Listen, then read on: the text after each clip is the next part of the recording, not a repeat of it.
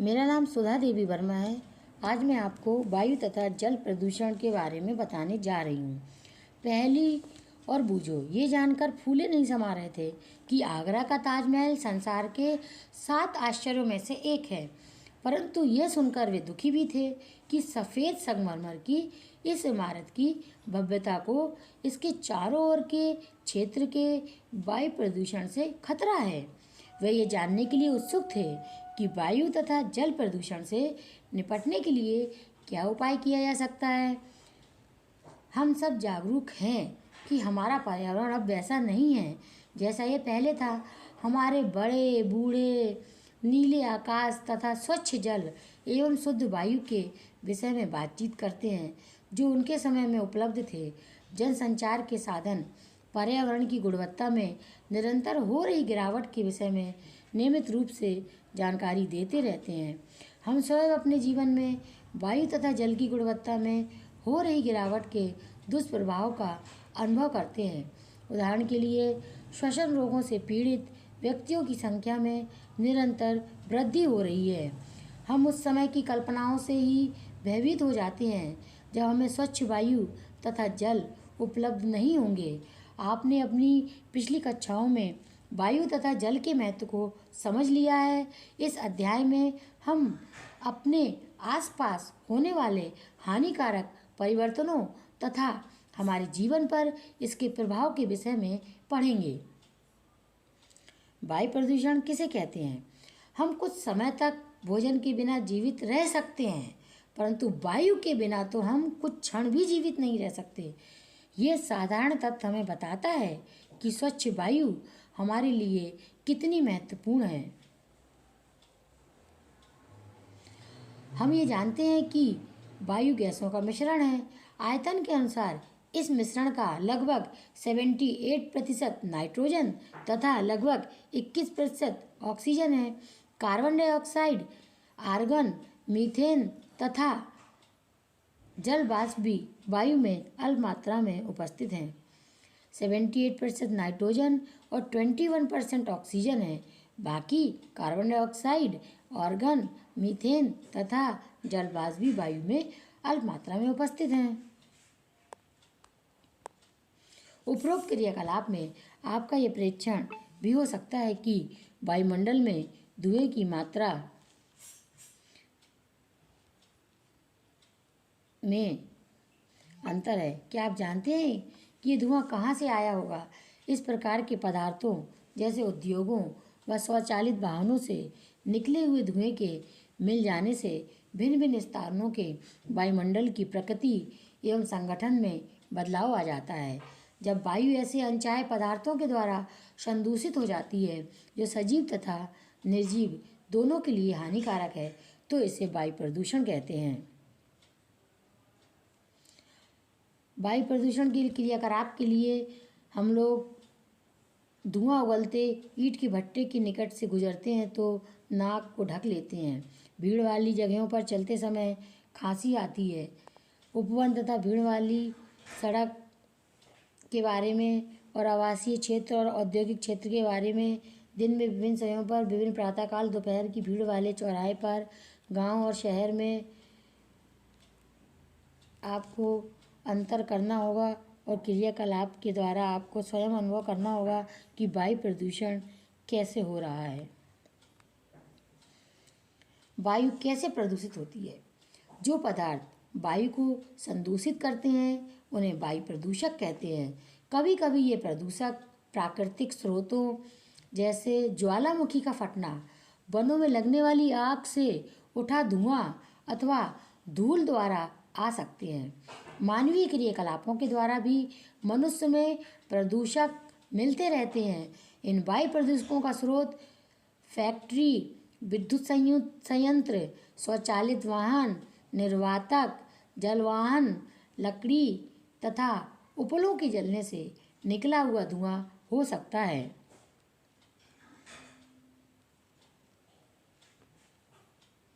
इसके लिए हम लोग एक क्रियाकलाप करेंगे। हम लोग समाचार पत्र तो पढ़ते ही हैं बच्चों, श्वसन समस्याएं दिन प्रतिदिन बढ़ती जा रही हैं। श्वसन समस्याओं में कितने बच्चे पीड़ित हैं, इसे ज्ञात करने के लिए अपने आसपास मित्रों, घरों में जाकर सर्वेक्षण करेंगे। बहुत सी श्वसन समस्याएं वायु प्रदूषण के कारण होती हैं। आइए ये जानने का प्रयास करें कि प्रदूषित वायु में कौन से पदार्थ अथवा प्रदूषक उपस्थित होते हैं। क्या आपने कभी ये ध्यान दिया है कि हमारे शहरों में कितनी तेज़ी से वाहनों की संख्या बढ़ रही है। वाहन अधिक मात्रा में कार्बन डाइऑक्साइड, नाइट्रोजन ऑक्साइड तथा धुआं उत्पन्न करते हैं। पेट्रोल तथा डीजल जैसे ईंधनों के अपूर्ण दहन से कार्बन मोनोडाइऑक्साइड उत्पन्न होती है। यह एक विषैली गैस है। ये रुधिर में ऑक्सीजन वाहक क्षमता को घटा देती है। स्वचालित वाहनों के कारण वायु प्रदूषण होता है। फैक्ट्री से धुआं निकलने के कारण वायु प्रदूषण होता है। क्या आप जानते हैं कि पंजीकृत वाहनों को एक के बाद एक लाइन में खड़ा करें तो ये संसार की 2 सर्वाधिक लंबी नदियों नील तथा अमेजन की संयुक्त लंबाई के लगभग बराबर लंबी हो जाएगी। बूझो की विशेषता सर्दियों में वायुमंडल में देखने वाली कोहरे जैसी मोटी परत याद है। ये धूम कोहरा होता है जो धुएं तथा कोहरे से बनता है। धुएं में नाइट्रोजन के ऑक्साइड उपस्थित हो सकते हैं जो अन्य वायु प्रदूषकों के संयोग से धूम कोहरा बनाते हैं। इसके कारण सांस लेने में कठिनाई वाले रोग जैसे दमा, खांसी तथा बच्चों में सांस के साथ घबराहट, हराहट उत्पन्न हो जाती है। बहुत से उद्योगों में वायु प्रदूषण के लिए उत्तरदायी है पेट्रोलियम परिष्करणशालाएं, सल्फर डाइऑक्साइड तथा नाइट्रोजन ऑक्साइड जैसे गैसीय प्रदूषकों की प्रमुख स्रोत हैं। विद्युत संयंत्रों में कोयला जैसे ईंधन के दहन से सल्फर डाइऑक्साइड उत्पन्न होती है। यह फेफड़ों को स्थायी रूप से क्षतिग्रस्त करने के साथ साथ श्वसन समस्याएं भी उत्पन्न कर सकती है। आपने अध्याय 5 में जीवाश्मी ईंधन को जलाने के विषय में तो पढ़ा ही है। अन्य प्रकार के प्रदूषक क्लोरोफ्लोरोकार्बन CFC है, जिसका उपयोग रेफ्रिजरेटरों में, एयर कंडीशनरों में तथा एरोसोल फुहार में होता है। CFCs के द्वारा वायुमंडल की ओजोन परत क्षतिग्रस्त हो जाती है। याद कीजिए, ओजोन परत सूर्य से आने वाली हानिकारक परावैंगनिक किरणों से हमें बचाती है। क्या आपने ओजोन छिद्र के बारे में सुना है? इसके बारे में जानने का प्रयास कीजिए। अच्छा है कि CFCs के स्थान पर अब कम हानिकारक रसायनों का प्रयोग होने लगा है। इन गैसों के अतिरिक्त डीजल तथा पेट्रोल के दहन से चलने वाले स्वचालित वाहनों द्वारा अत्यंत छोटे कण भी उत्पन्न होते हैं जो अत्यधिक समय तक वायु में निलंबित रहते हैं। हम ये जानते हैं कि ये दृश्यता इस चित्र में देखकर कि सांस लेने पर यह शरीर के भीतर पहुंचकर रोग उत्पन्न करते हैं। ये कण इस्पात निर्माण तथा खनन जैसे औद्योगिक प्रक्रमों द्वारा भी उत्पन्न होते हैं। विद्युत संयंत्रों से निकलने वाले राख के अति सूक्ष्म कण भी वायुमंडल को प्रदूषित करते हैं।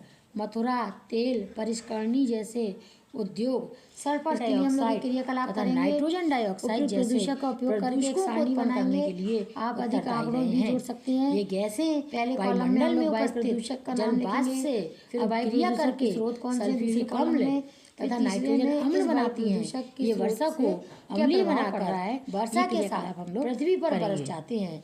इसे अम्ल वर्षा कहते हैं। हम लोग अम्ल वर्षा के कारण ताजमहल स्मारक के संगमरमर का संक्षारण होता है।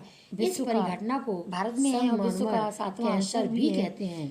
पिछले 2 दशकों से अधिक समय से पर्यटकों को काजल सर्वाधिकार जैसे निलंबित आकर्षित करने वाला संगमरमर भारत के पीला आगरा शहर में स्थित ताजमहल का विषय रखने के लिए सर्वोच्च न्यायालय ने चेतावनी दी है कि माननीय न्यायालय द्वारा इसके सफेद संगमरमर को बदरंग कर रहे हैं। उद्योगों को तथा वायु प्रदूषण द्वारा केवल सजीव प्रभावित नहीं होते तथा एलपीजी, स्मारक, पेट्रोलियम गैस, प्रतिमाएं जैसे स्वच्छ ईंधनों का उपयोग करने के आदेश दिए गए हैं। आगरा तथा इसके चारों ओर स्थित रबर क्षेत्र में मोटर वाहनों को रबर शीशा रहित स्वचालित पेट्रोल का उपयोग करने के आदेश हैं।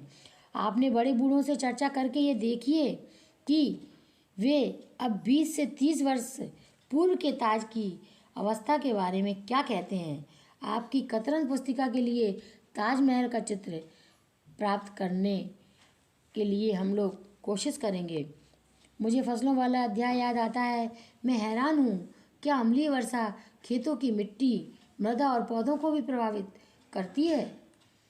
पौधों पर प्रभाव। सूर्य की किरणें वायुमंडल से गुजरने के पश्चात पृथ्वी की सतह को गर्म करती है। पृथ्वी पर पड़ने वाले सूर्य के विकिरण का कुछ भाग पृथ्वी अवशोषित कर लेती है और कुछ भाग परावर्तित होकर वापस अंतरिक्ष में लौट जाता है। परावर्तित विकिरणों का कुछ भाग वायुमंडल में रुक जाता है। ये रुका हुआ विकिरण पृथ्वी की ओर गर्म करता है। यदि आपने किसी पौधशाला या नर्सरी में किसी स्थान पर पौधे घर को देखा है तो याद कीजिए कि सूर्य की ऊष्मा पौधा घर में प्रवेश तो कर जाती है पर उससे बाहर नहीं निकल पाती। यही रुकी हुई ऊष्मा पौधा घर को या नर्सरी को गर्म करती है। पृथ्वी के वायुमंडल द्वारा रोके गए विकिरण यही कार्य करते हैं। यही कारण है कि उसे पौधा घर प्रभाव या ग्रीन हाउस इफेक्ट कहते हैं। इस प्रक्रम के बिना पृथ्वी पर जीवन संभव नहीं हो सकता। यह प्रक्रम जीवन के लिए खतरा बन गया है। इस प्रभाव के लिए हवा में CO2 की अधिकता उत्तरदायी है। परंतु वायुमंडल में कार्बन डाइऑक्साइड की मात्रा कैसे बढ़ती है और इसका अधिक कैसे हो जाता है। आप जानते हैं कि कार्बन डाइऑक्साइड वायु का एक घटक है। पौधों के लिए कार्बन डाइऑक्साइड की भूमिका का भी आप अध्ययन कर चुके हैं। परंतु यदि वायु में कार्बन डाइऑक्साइड की अधिकता हो तो ये प्रदूषक की भांति कार्य करती है। क्या आप पहले के प्रश्न का हल ज्ञात करने में उसकी सहायता कर सकते हैं। एक और तो मानवीय क्रियाकलापों के कारण निरंतर कार्बन डाइऑक्साइड वातावरण में मोचित हो रही है तथा दूसरी ओर वन क्षेत्र घट रहा है। पौधे प्रकाश संश्लेषण के लिए वायुमंडल से कार्बन डाइऑक्साइड का उपयोग करते हैं, जिसके कारण वायु में CO2 की मात्रा कम हो जाती है। वन उन्मूलन के कारण वायु में CO2 की मात्रा बढ़ जाती है, क्योंकि CO2 की खपत करने वाले वृक्षों की संख्या घट जाती है। इस प्रकार मानवीय क्रियाकलाप वायुमंडल में कार्बन डाइऑक्साइड के संचय में योगदान देते हैं। कार्बन डाइऑक्साइड ऊष्मा को रोक लेती है और उसे वायुमंडल में जाने नहीं देती। परिणामस्वरूप वायुमंडल के औसत ताप में निरंतर वृद्धि हो रही है। इसे विश्व उष्णन या ग्लोबल वार्मिंग कहते हैं। मीथेन, नाइट्रस ऑक्साइड तथा जल वाष्प जैसी अन्य गैसें भी इस प्रभाव में योगदान करती हैं। कार्बन डाइऑक्साइड की भांति इन्हें भी पौधाघर गैसें या ग्रीन हाउस इफेक्ट कहते हैं। विश्व उष्णन या ग्लोबल वार्मिंग एक गंभीर संकट है। विश्व उष्णन या ग्लोबल वार्मिंग के कारण समुद्र तट में एक आश्चर्यजनक वृद्धि हो सकती है। कई स्थानों पर तटीय प्रदेश जलमग्न हो चुके हैं। विश्व उष्णन या ग्लोबल वार्मिंग के विस्तृत प्रभाव वर्षा प्रतिरूप, कृषि, वन, पौधे तथा जंतुओं पर हो सकते हैं। ऐसे क्षेत्रों में जो विश्व उष्णन से आशंकित हैं, रहने वाले अधिकांश व्यक्ति एशिया में हैं। हाल ही में प्राप्त मौसम परिवर्तन की रिपोर्ट के अनुसार पौधाघर गैसों को वर्तमान स्तर तक रखने के लिए हमारे पास सीमित समय है, अन्यथा शताब्दी के अंत तक 2 डिग्री तक तापमान में वृद्धि हो सकती है, जो संकटकारी स्तर है।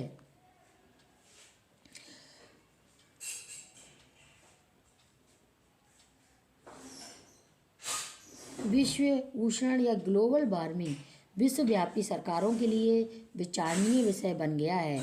बहुत से देशों ने पौधाघर गैसों के उत्सर्जन में कमी करने के लिए एक अनुबंध किया है।